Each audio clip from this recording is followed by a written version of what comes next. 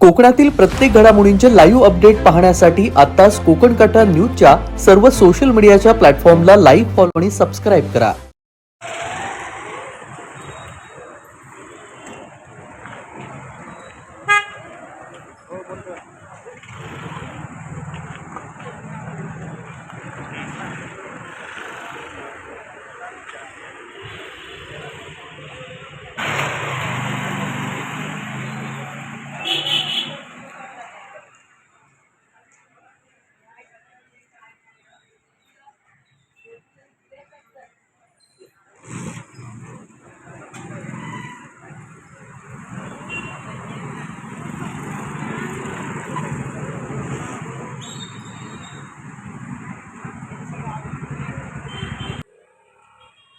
हे म्हातारे आहे त्या घरात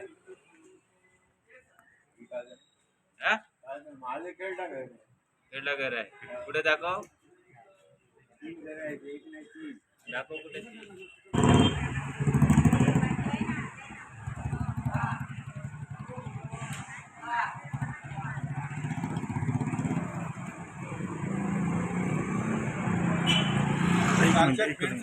संदर्भात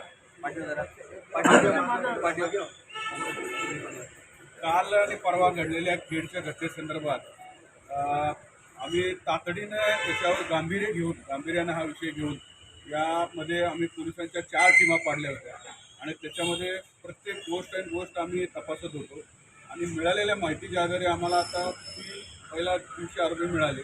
त्यानंतर आता आम्हाला 2 आरोपींची माहिती मिळाली, त्याच्यामध्ये एक आपल्याला मिळालेला आहे आणि ह्यांनी सांगितल्याप्रमाणे आता 5वा आरोपी पण आम्ही आता त्या डिटेक्ट केलेला आहे त्याच्यामध्ये. आणि फक्त एवढंच आहे की ह्या घटनेमध्ये जे काही आरोपी असतील किंवा ज्यांचा याच्यामध्ये सहभाग असेल किंवा त्यांचा कुणी त्याला पाठिंबा दिला असेल त्यांना कुणालाही त्यांची गय केली जाणार नाही. त्या सगळ्या आरोपींना अटक केलं जाईल आणि कडक कारवाई केली जाईल त्यांच्यावर आणि न्यायालयात अगदी कडक दोषारोप पाठवून त्यांना कसल्याही गोष्टी जास्तीत जास्त सजा लागली पाहिजे याकडे आम्ही लक्ष देतोय. फक्त आता तुम्ही तरी सामंजस्यानं आम्हाला सहकार्य केलेलंच आहे. इथून पुढं पण तुमच्या सहकार्याची आम्हाला गरज आहे, कारण पब्लिकच्या सहकार्याशिवाय पोलिसांचं काम कधी पूर्ण होत नाही आहे असं माझं वैयक्तिक मत आहे. तरी तुम्ही सहकार्य करतायच कालपासून, परंतु कालपासून जे काय तुम्ही आम्हाला सहकार्य केलं, शांतता जशी ठेवलेली आहे तशी शांतता ठेवा. कुठल्याही अफवावर विश्वास ठेवू नका, कोणत्याही अफवावर विश्वास ठेवू नका. आम्ही जे करतो तुम्हाला जे काही शंका वाटत असेल तर पोलीस स्टेशनला या, PI साहेब बसलेले, भोयर साहेब आम्ही आहेत, आम्हाला विचारा, तुम्हाला योग्य मार्गदर्शन मिळेल.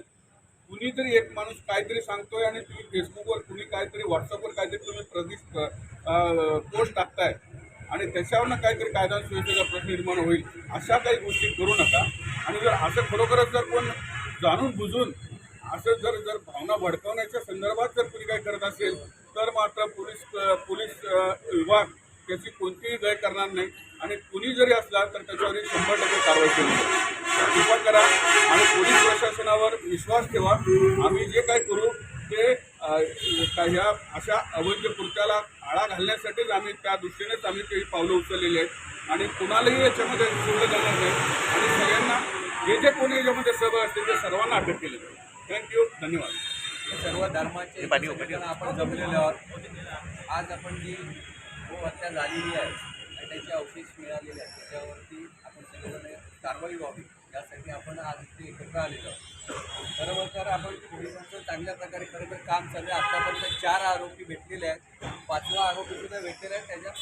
त्याला आता पोलीस आणायला चालले.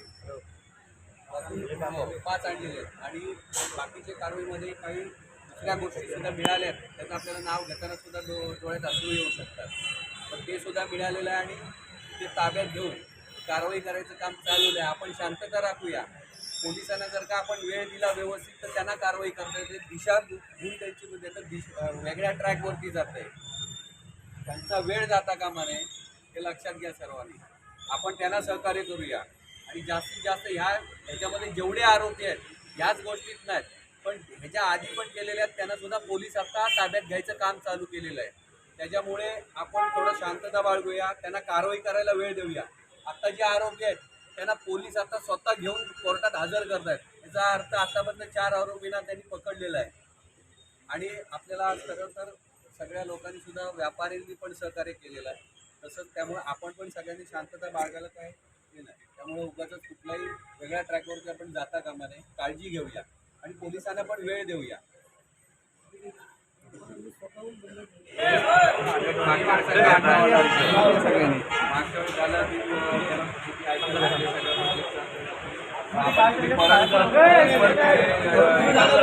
मागच्या वेळी झालं की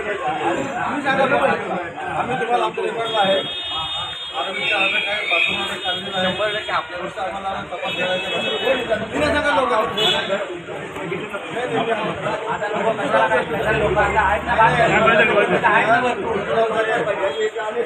काय सगळेजण पोलिसांनी